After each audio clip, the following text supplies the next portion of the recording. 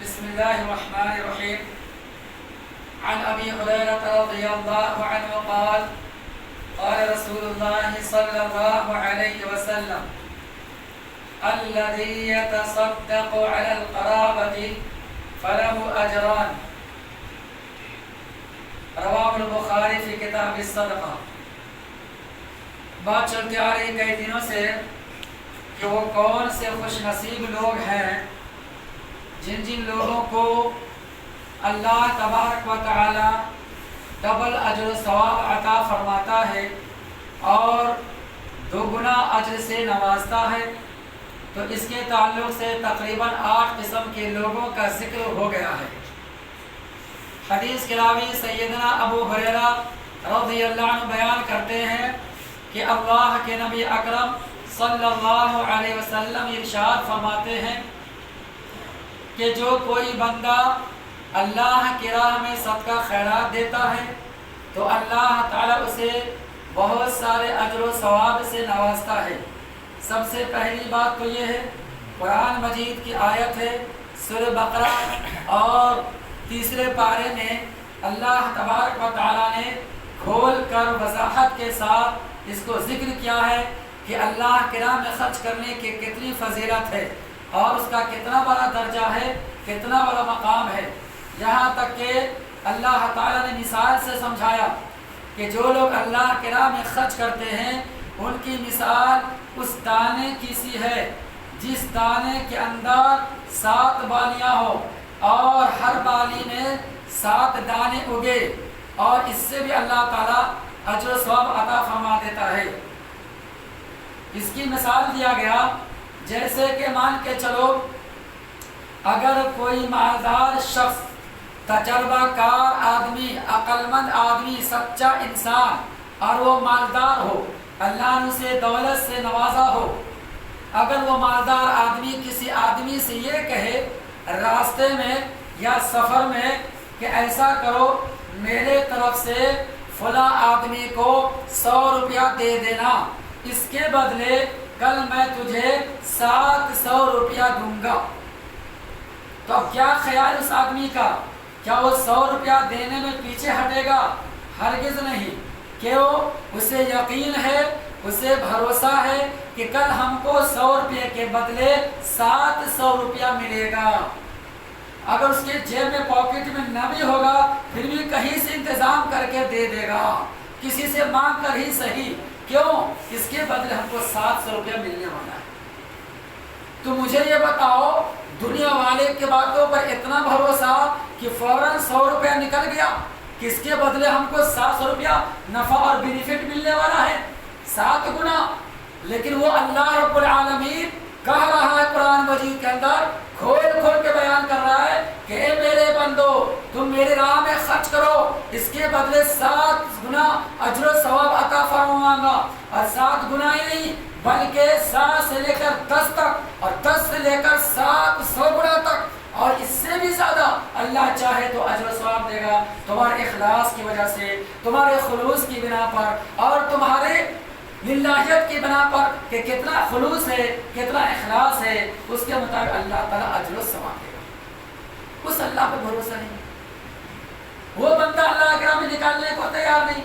وہ تو سوچ رہا ہے کہ ارے میں اگر 100 روپیہ دوں گا تو ہمارے 100 روپیہ گھٹ گیا نا، کہاں ملا 700 روپیہ. تو دنیا والوں پر یقین اور اللہ پر یقین نہیں ہے، کیسا ایمان کمزور ہے. اللہ تعالیٰ صدقہ دینے سے مال کو بڑھاتا ہے. کیسے؟ اجر و ثواب میں بڑھاتا ہے، برکت میں بڑھاتا ہے اور اللہ تعالیٰ قیامت کے دن بہت سارے نعمتوں سے نوازے گا، اپنا فضل فرمائے گا وغیرہ سارے. تو بہرحال اس حدیث پاک میں 2 باتیں بیان کی گئی. ایک بات تو یہ بیان کی گئی کہ اللہ کے نبی نے فرمایا کہ اگر کوئی صدقہ دیتا ہے، قرابت دار سے مراد رشتہ دار، جو ہمارا قریب آدمی ہے، رشتہ دار ہے، ہمارے خاندان کے لوگ ہیں، ہمارا خونی رشتہ ہے، ہمارا قریبی رشتہ ہے یا دور کا رشتہ ہے، لیکن وہ غریب ہے، وہ فقیر ہے، وہ لاچار ہے، وہ تنگ دست ہے، وہ مجبور ہے، وہ یتیم ہے، وہ مسکین ہے یا وہ بیوہ عورت ہے، کمانے والا کوئی نہیں، کوئی ذریعہ آمدنی نہیں. ایسے قریبی رشتہ دار کو اگر کوئی صدقہ خیرات دیتا ہے تو اللہ کے نبی فرماتے ہیں डबल सवाब मिलेगा।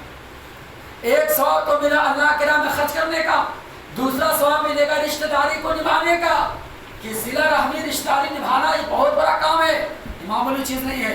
आज लोग रिश्ते नाते को काटते हैं, अरे वो आदमी अच्छा नहीं, हमारा खानदान, भाई भाई से लड़ाई हो जाती है, भाई बहन से लड़ाई हो जाती है। कभी ऐसा भी होता है औलाद माँ बाप से लड़ लेते हैं, माँ बाप को छोड़कर अलग चले जाते हैं, अलग कमाना शुरू कर देते हैं, अलग खाना और कमाना और अलग रहना सहना शुरू हो जाता है। माँ बाप को ध्यान नहीं देते, ख्याल नहीं करते, कभी फोन से पूछते भी नहीं है कि माँ बाप का क्या हाल है। ऐसे भी निकम्मे औलाद है दुनिया में, बताओ।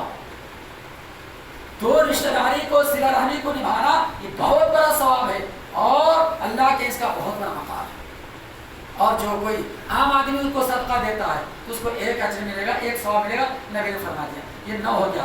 नंबर 10 फतहुल बारी में और मुस्नद अहमद में हदीस नकल किया गया है कि अगर कोई बंदा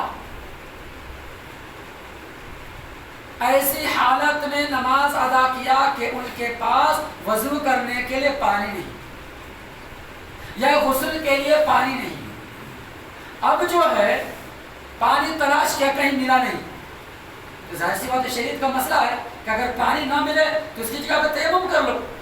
अब वो बंदा तयम्मुम करके नमाज पढ़ लिया इस डर से कि कहीं नमाज का वक्त ना चला जाए। अब नमाज का वक्त चला जाएगा तो नमाज कज़ा हो जाएगी और जानबूझ के नमाज को कज़ा करना नहीं है, ये तो मना है। इसलिए उसने क्या किया, तयम्मुम करके नमाज पढ़ लिया। लेकिन कैसे वो नमाज पढ़ने के फौरन बाद कहीं से पानी का इंतजाम हो गया, अचानक होता है कभी कभी, जिसे नल में पानी आ गया, ऐसा भी मान लिया अड़ोस पड़ोस में कहीं नहीं है, कहीं नहीं पानी छोड़ा, अब आखिरी वक्त में पानी छोड़ा लेकिन नमाज पढ़ने का टाइम है। अब उस बंदे को ख्याल है, हालांकि शरीयत ये कहती है कि आपने नमाज पढ़ लिया तो चूंकि मजबूरी में पढ़ा, पानी नहीं मिला तो नमाज पढ़ लेते करके तो आपकी नमाज हो गई। लेकिन उस बंदे के दिल में ये ख्याल आ रहा कि नहीं मैं अब दोबारा न पानी से वजू करके नमाज पढ़ूं, तो अगर पढ़ लेता है तो ऐसे बंदे को डबल सवाब। माशाअल्लाह, क्यों डबल सवाब? इसलिए कि एक सवाब तो पहले नमाज पढ़ लिया, दूसरे फिर नमाज पढ़ रहा, वजू बना के नमाज पढ़ रहा है, तो दूसरी बार पर जब वजू बना के नमाज पढ़ रहा तो एक तो वजू का सवाब मिला अलग, और फिर दोबारा नमाज पढ़ उसका सवाब मिल गया, तो इस एतबार से उसको डबल सवाब मिलेगा। अब कोई आदमी ये ना कहे कि भाई 2 बार नमाज हो जाएगी, 2 बार नमाज नहीं, यहाँ मसला यह है कि उनके दिल में नहीं आया, ख्याल आया। और एक शरीयत का मसला यह भी याद रखो, अगर पानी पर कुदरत हो, पानी पर कुदरत हो और अचानक नमाज हमने तयम्मुम करके पढ़ लिया, लेकिन नमाज का वक्त इतने में अगर पानी आ गया तो आपका ऑटोमेटिक जो है वो चीज तयम्मुम बातिल हो जाता है, अब वजू करके नमाज पढ़ना है, ये भी एक मसला है। इस हिसाब से आदमी अगर नमाज पढ़ लेता है, हालांकि उसकी नियत के मुताबिक नमाज तो हो गई, लेकिन दोबारा अगर वजू करके पढ़ता है तो डबल सवाब मिलेगा। ये 10 बातें हैं जिनके बारे में अल्लाह के नबी और कुरान मजीद ने कहा कि ऐसे आदमी को डबल सवाब, डबल अजर मिलेगा। अल्लाह से दुआ कर अल्लाह तआला मुसलमानों को दीन की सही समझ और नेक अमल की तौफीक अता फरमाए। आमीन।